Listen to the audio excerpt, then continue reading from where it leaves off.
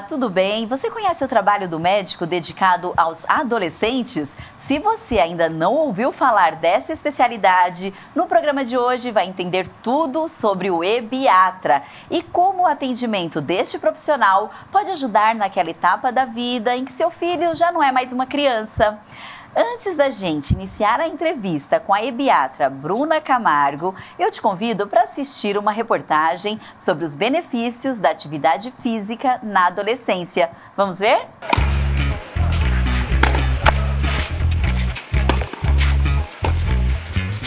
O Pedro já está nas quadras desde os 5 anos. Hoje, ele é atleta cidadão, programa que incentiva jovens no esporte em São José. Ele participa de competições e ficou em primeiro lugar em uma das etapas do Campeonato Paulista para iniciantes. Eu pratico tênis há 9 anos, desde os 5 anos de idade. Sempre consigo fazer mais ainda exercícios e é sempre bom também que você sempre vai com a memória, sempre contando os pontos, sempre lembrando também. Além de ajudar bastante no físico, que você corre mais, você tem mais músculo. Eu acho que eu seria bem mais sedentário do que eu sou agora e seria bem mais preguiçoso também. E esse tipo de atividade para o adolescente não faz bem só para a saúde física, mas também para a saúde mental. A atividade física vai ajudar nessa parte de emagrecimento, ganho de massa muscular, condicionamento físico, diminuição do colesterol. E na parte mental, eles convivem com a derrota, com a vitória, com a pressão. Então é fundamental para eles o esporte, principalmente o tênis, né? O incentivo dos pais na prática da atividade física é um processo muito importante. A Simone, por exemplo, acompanha os treinos do filho e ela já percebeu a mudança. Uma delas até já refletiu no ambiente familiar. Eu acho que é de extrema importância incentivar os filhos, porque os benefícios do esporte na vida deles, em vários âmbitos, assim, são muito visíveis, né? Desde a parte física, né, que é perceptível. O primeiro resultado é o físico, a melhoria no condicionamento deles, né, na gordura corporal, e isso vem junto com os hábitos saudáveis que eles têm que desenvolver para continuar praticando o esporte. Então, assim, dormir bem, comer bem e dentre outros benefícios que eles têm, né? Então a gente percebe, no caso do meu filho, a melhoria os avanços na concentração, na disciplina, né? Na parte emocional a gente percebe assim que eles têm que lidar tanto com as vitórias quanto com as derrotas, então eles acabam tendo que lidar com frustração, crescendo com isso, né? A interação deles dentro de quadra com outras crianças que estão em outras fases, né? Com os profissionais que conduzem o trabalho. Então, assim, são muitos benefícios para o desenvolvimento deles, da importância do nosso incentivo e apoio, né?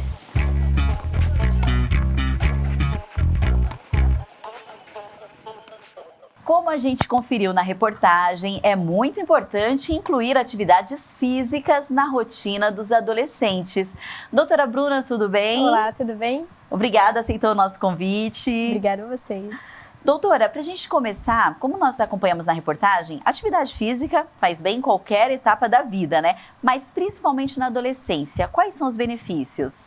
Os benefícios da atividade física na adolescência, na minha opinião, o principal é o social. O socializar, o estar lá com outras pessoas, porque o adolescente precisa disso, precisa fazer esse parte contato de algo e se sentir pertencente a algo, né? E a atividade física, mesmo que ela seja sozinho ele, por exemplo, a natação, ele vai estar perto de profissionais que podem ajudá-lo. Entendi. E ele vai se sentir muito... Eu estou com alguém do meu lado. E isso é muito importante para o adolescente. Independente da atividade, né? Na reportagem a gente viu os benefícios do tênis, mas natação, Exato. Enfim, academia. O importante é colocar o adolescente para treinar. Para treinar e em um ambiente que ele se sinta seguro e confortável. Também não Ótimo. adianta ele fazer... É preciso escutar o adolescente. Não adianta ele fazer alguma coisa que eu mando ele fazer. Entendi. Então a gente tem que perguntar para aquele adolescente o que você gostaria e dar essas opções para ele. Porque tem adolescente que gosta mais de coisa em grupo, né? O futebol, por exemplo. O tênis já é mais solitário, então tem aquele mais tímido. Vai da personalidade, de cada um. De cada um. Ótimo. Doutora, e a gente pode falar que o ebiatra é um pediatra mais, como que eu posso explicar aqui, mais concentrado na adolescência, é a continuação do trabalho do pediatra? Isso, porque o pediatra, ele vai do recém-nascido, às vezes até daquele bebê na barriga da mãe, até 12, 13 anos. Então, vai acompanhar esse desenvolvimento. E agora, o ebiatra, ele continua acompanhando o desenvolvimento daquela ex-criança, mas com todas as suas mudanças corporais, hormonais, psicológicas. Então, acompanha até 18 anos. Já que você falou dessa parte psicológica, tem aquelas questões também psicossociais, né? Quais são os traumas psicossociais que mais acometem os adolescentes? O adolescente, ele fica muito preocupado com a sua imagem, né? O que os outros vão achar de mim. Então, a principal coisa é a baixa autoestima do adolescente. Olha só. Eles têm muito de não se sentir queridos, não se sentir amados, ou com medo do que vão pensar de mim. E isso, eles acabam se prejudicando em vários aspectos da vida, né? E até acabam fazendo parte de um grupo, de repente, que não pertence à personalidade deles, mas eles querem se adequar a qualquer maneira. Só para se sentir amados. Pertencentes. Exato. Poxa, e a ansiedade também é um dos problemas que acomete bastante essa faixa etária. Como que eu percebo que o meu filho está com problemas de ansiedade? A ansiedade, às vezes, é muito... Se você está no seu ritmo de vida enlouquecido, se você não prestar muita atenção, a gente só vai ver quando está muito mais grave, né? E a gente vai perceber nos pequenos detalhes. Aquele adolescente que não quer mais sair da cama, que quer dormir muito mais do que o normal dele, ou dormir muito menos. Aquele adolescente que acorda de madrugada, não consegue mais voltar a dormir, ou que não consegue iniciar o sono. Então, assim, normal... com muitas insônias. Exato, normal dormir 11 horas, 2, 3 horas, ainda tá no celular, ainda tá no videogame, ou comendo muito ou comendo pouco. Então, qualquer alteração do comportamento dele, daquele comportamento que ele vinha desde a infância, tem que ficar atentos. E aí você comentou nos bastidores que você tem muitos pacientes que eram seus pacientes quando pediatra e continua esse tratamento. E continua, porque é uma construção, né? Você vê todo o crescimento e consegue agregar mais nessa consulta com o ebiatra. Ótimo. E você falou também sobre a questão de conversar só com o adolescente. Faz uma grande diferença, eu imagino. Na consulta da ebiatria, a gente faz um combinado, né? Então, a gente conversa mais ou menos, primeiro só com os pais e o adolescente, vendo as queixas, entendendo um pouco da rotina daquela família. E daí a gente deixa claro que a gente vai conversar só com o adolescente e a questão do sigilo, né? Que ele pode confiar, porque daí a gente vai criando um vínculo maior com aquela família e com aquele adolescente, para ele conversar e contar todas as angústias, tudo que acontece, que às vezes no ambiente familiar ele não tem essa tranquilidade para falar sobre, né? Exato. E aí você conversa com o adolescente que não vai contar para os pais, desde que não tenha nenhum risco para aquele adolescente, isso, né? É um desde combinado. Que não tenha um risco de saúde muito importante, um risco de vida. É sigilo, aquela conversa é só eu e ele mesmo. Claro, a gente não pode citar, é lógico, o que os adolescentes falam, mas assim, quais são as principais queixas para os pais ficarem atentos em casa? As queixas eu não sei o que eu quero da minha vida, eu sinto que meus pais não gostam de mim, mesmo sendo que os pais mostram que gostam, mas eles não sentem, né? O se sentir amado na adolescência é uma das grandes questões. É bem complicado, porque daí a mãe fala, mas eu amo, e ele assim, mas e daí? Não parece, eu não sinto. Entendi. Bom, tem muitos outros assuntos pra gente conversar sobre esse tema, os cuidados com a adolescência, e a gente volta já depois do intervalo. Fica com a gente.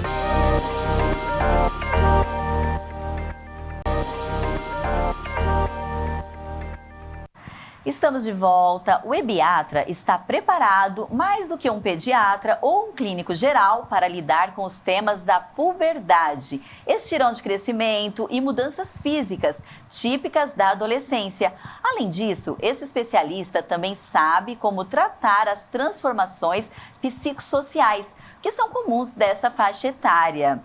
Bruna, no final do primeiro bloco, a gente falou sobre ansiedade. Quais são os outros, por exemplo, como que eu percebo que o meu filho está com algum distúrbio, de repente, relacionado à compulsão, vício, outros distúrbios psicossociais? Então, mudanças de comportamento. Então, aquela criança que saía de casa, e aquela criança que vem, né, da puberdade, sai de casa, tem os amiguinhos, daí na adolescência não quer mais sair, ou sai demais. Aquele adolescente que evita contar o que aconteceu no seu dia, e muitas vezes eles evitam de contar por medo da reação dos pais, daí vira um ciclo, né? Eu não conto, eu tenho medo, não vou contar, porque daí acontece mais coisa e o medo volta. E perde mais essa aproximação com a família, né?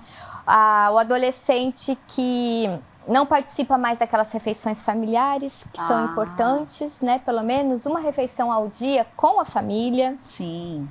Ou que durante a refeição não troca nada com a mãe, com o pai ou com os irmãos. Só fica no celular, só fica na tela. Né? Então, quando há uma perda do que ele já fazia desde a infância, alguma coisa a gente tem que prestar atenção. Aí precisa investigar. Precisa investigar. Tá certo. Videogames também tem que tomar bastante cuidado, né? Na verdade, é o tempo, né? Então, assim, pode... Quanto tempo ele dedica para uma determinada Porque daí atividade? eu deixo de fazer outras coisas, Sim. né? Eu deixo de conversar, eu deixo de passear, eu deixo de fazer uma atividade física. Então, assim, é muito importante os combinados. Pode jogar videogame? Posso. Sim. Mas vamos juntos ver quanto tempo eu posso. Entendi. Né? Criar rotinas, né? Criar rotina. Por quê? Você não pode ficar 12 horas na televisão, na tela, ou no videogame, Sim. ou no celular. Porque você vai deixar de fazer outras coisas. Então, o que é importante você fazer esse combinado com seu filho? Quanto tempo a gente acha que é o melhor para nossa família? Porque também não dá para ser uma coisa imposta. Porque se você for lá e falar, olha, você só pode ficar 5 horas e acabou. Não, mas por quê? Como? Conversar, né? É uma construção. Entendi. Vamos construir junto a nossa rotina familiar. Incluir o adolescente nesse momento. Sim, e dentro dessa construção, separar um tempo para a família. Olha, o jantar, pode acontecer o que acontecer, mas no jantar você tem que estar aqui, é aquele momento de interação, de conversa, de comentar o dia, de repente, né? E também um tempo ao ar livre. Porque bacana, o ar atividades. livre é muito importante. Ao ar livre. Mesmo que seja só sentar e vou ver o celular ao ar livre. Vou sair daquele ambiente. Sim. Então, deixar isso bem combinado e mostrar para ele a importância, Existem outras atividades além do quarto, né? Existe. Quando que eu devo procurar um ebiatra?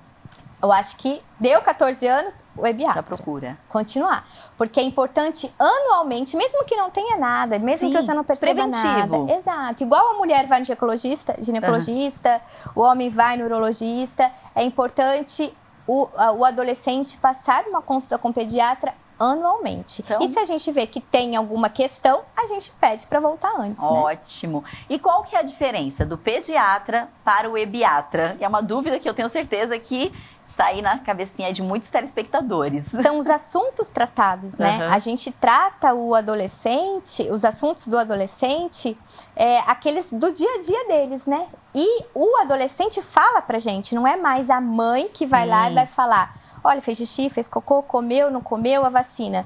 O adolescente, eu quero que o adolescente me conte como que tá na escola, como que tá com os amigos. É a versão dele, né? É a versão dele. Mais pura, porque é ele que vive tudo isso, então, né? eu vou ouvir dele como tá a vida dele. E como que e o que ele quer da vida dele, né?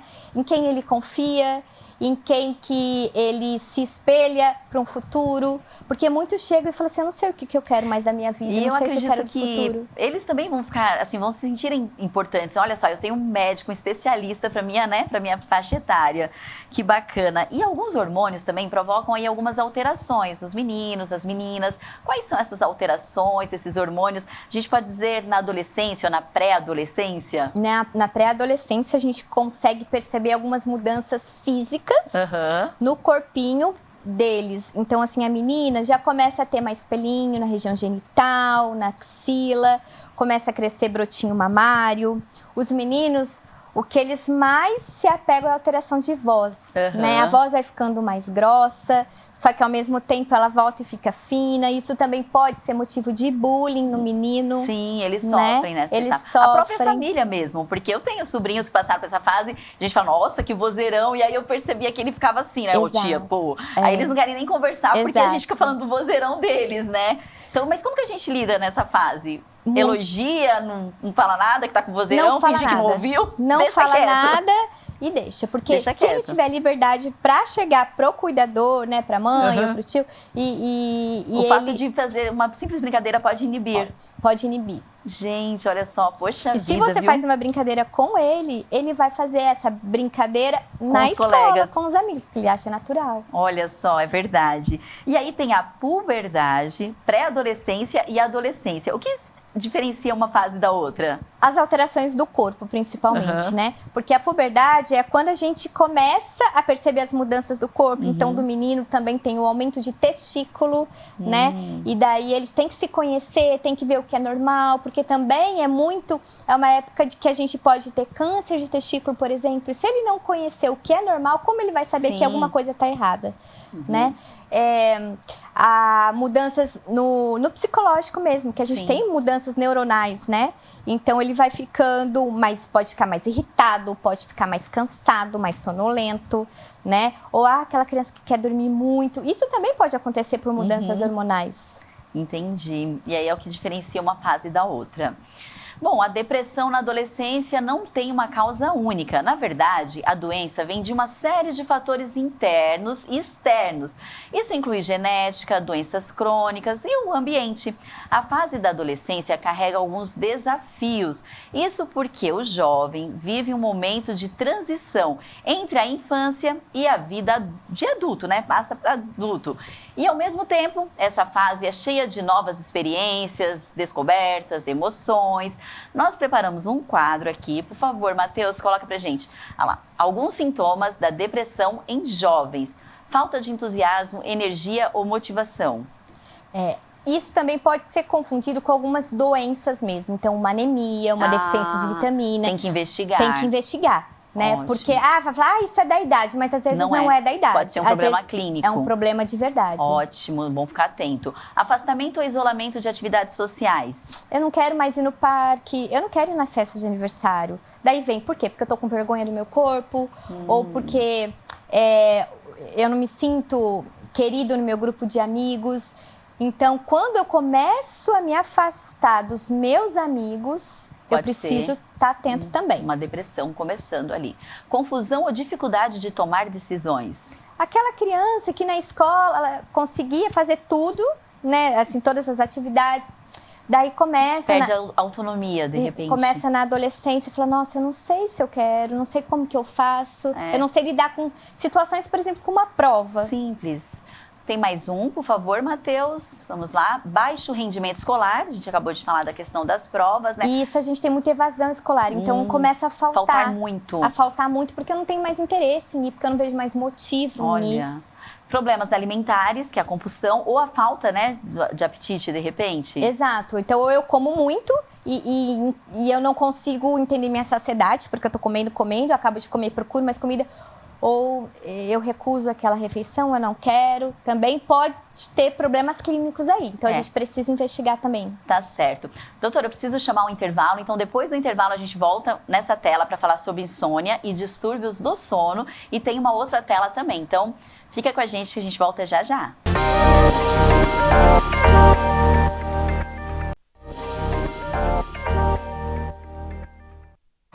Estamos de volta. Cuidados na adolescência é tema do De Bem com Você de hoje. Ser adolescente envolve muitas vezes sentimentos confusos, dúvidas e ansiedade. Essa é uma parte normal e saudável desta fase. No entanto, quando as mudanças na personalidade de um adolescente são mais extremas, podem indicar algum problema de saúde mental. No bloco anterior, a gente estava mostrando aqui, né, doutora, algumas telinhas. Por favor, Matheus, volta aí pra gente. Ótimo.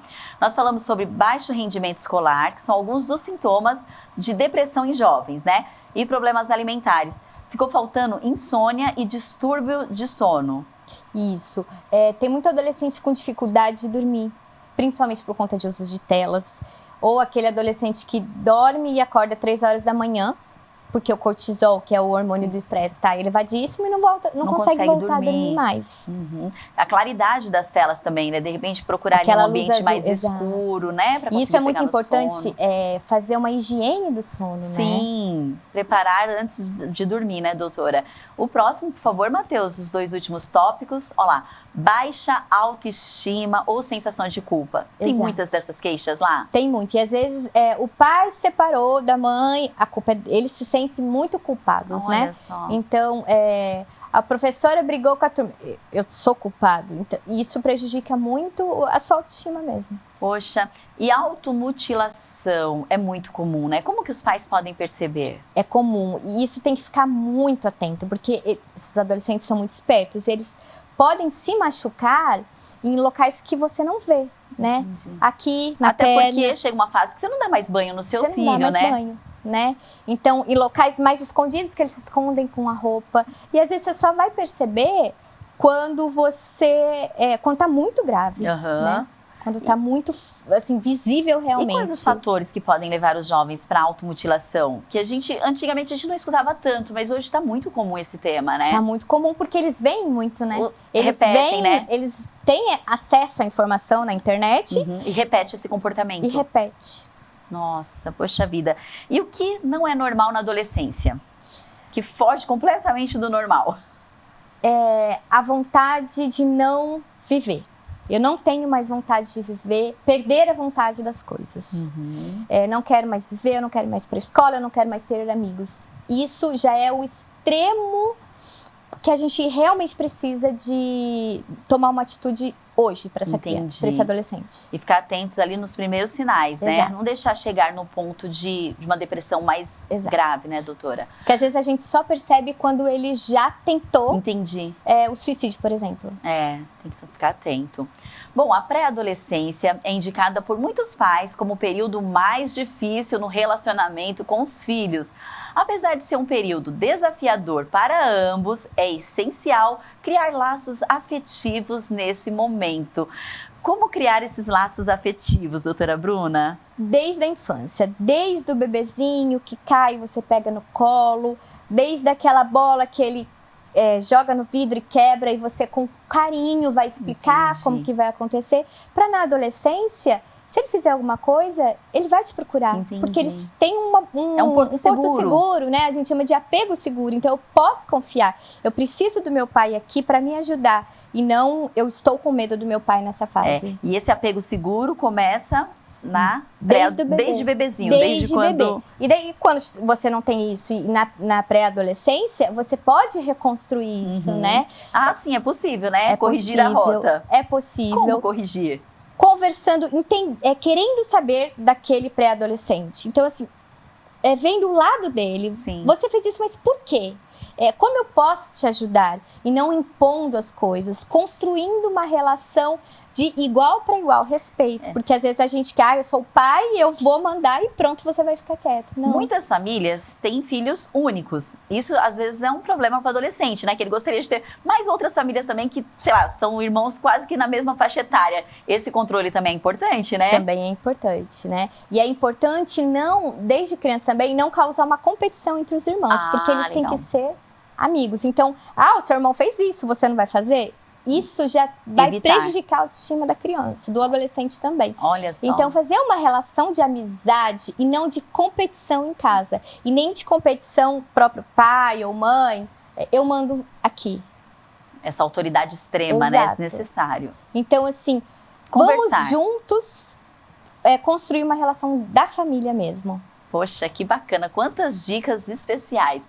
As redes sociais possuem aspectos positivos, como a comunicação fácil, maior aceitação por um determinado grupo, ou até mesmo a criação de uma rede de contatos. Mas, por outro lado, também acarreta consequências negativas se for usada de forma descontrolada ou abusiva. Como o uso das redes sociais tem impactado o trabalho dos ebiatras, doutora Bruna? A gente tem muita ajuda da rede social, porque pode ser uma rede de apoio. Também não pode falar que ela é vilã, né? Tem uma rede de apoio, né? Mas é importante a gente saber o que aquele adolescente está vendo, está assistindo e está tendo contato, né? Por quê? ó, a blogueira X com aquele corpo maravilhoso, então eu não vou comer porque eu quero aquele corpo. Entendi. Eu quero imitar aquele corpo, eu quero pertencer a esse mundo de perfeição. Que não existe. Que não existe. Sim. Né? Então a gente tem que sempre estar atento ao que ele está vendo, porque existem coisas saudáveis e que aproximam os adolescentes, porque eles são muito Sim. inteligentes, mas a gente tem que tomar cuidado com o que ele vê. Ótimo. E aí, o ebiatra, ele também pode solicitar alguns exames clínicos. Você falou no segundo bloco, aquela questão de, pelo menos como uma maneira preventiva, uma Exato. vez por ano, procurar o ebiatra. E quais são esses exames que vocês solicitam, de repente, para uma check-up com o meu adolescente? Isso, assim, ver deficiências de vitamina, ver como que tá colesterol, Aham. pra gente orientar a alimentação. A gente vai ver se tem problemas familiares. Então, se eu tenho problemas familiares já no histórico dessa família, vamos lá, vamos tentar prevenir, investigar uma doença cardíaca, uma diabetes. Ótimo. E o pediatra, né? Geralmente o adolescente, ele se sente tranquilo ali com o pediatra. Aí chega uma fase da vida que ele fala assim, poxa vida, mas eu já estou com 14 anos e tenho que ir passar com o pediatra. Ele acaba infantilizando isso. Quando que eu devo trocar o ebiatra pelo pediatra? Ao contrário, né? O pediatra pelo ebiatra. Isso, o ideal é que assim, 13, 14 anos. Tá. Mas no mundo perfeito seria o mesmo, né? Porque Continuar. daí você já constrói o vínculo com essa criança que cresceu e muitas Sim. vezes no meu caso tá maior que eu já, né? Eu imagino. Bom, doutora Bruna, muito obrigada. Obrigada a muito você. valiosas as suas informações. Foi um programa muito rico. Eu tenho certeza que ajudou bastante os pais em casa, toda a família, na Que bom. verdade, né? E o De Bem com Você de hoje fica por aqui. Acompanhe a gente nas nossas redes sociais. Até a próxima!